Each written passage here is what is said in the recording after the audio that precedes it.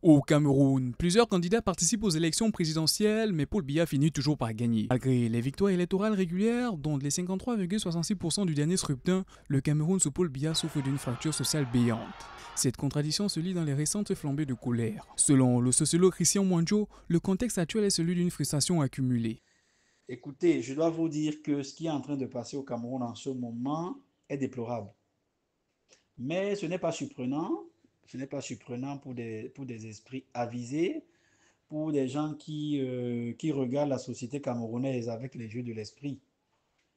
Pour cela, justement, le regard avec l'œil de l'esprit de ce qui se passe nous permet de dépasser la doxa, c'est-à-dire les idées reçues.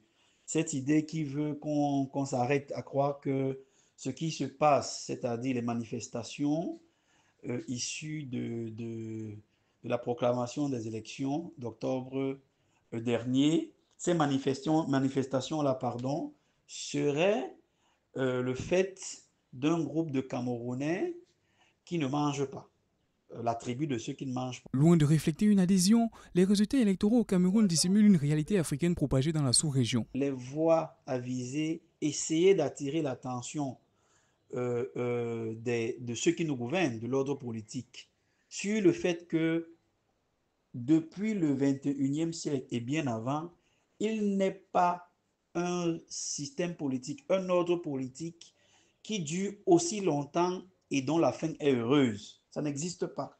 Les exemples les plus récents sont autour de nous, chez nos voisins, pour illustrer ce que je suis en train de dire.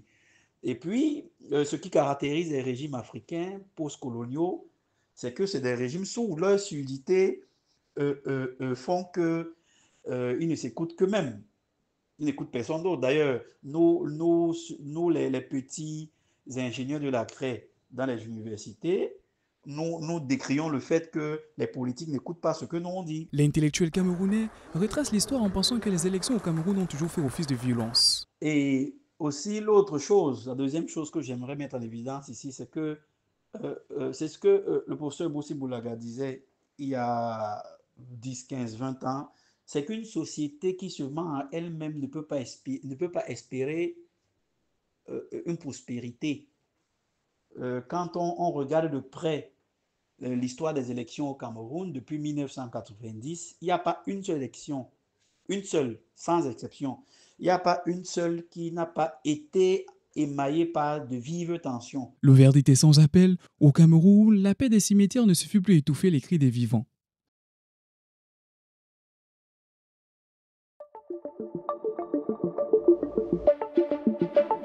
Le Messager Télévision, à l'écoute du peuple.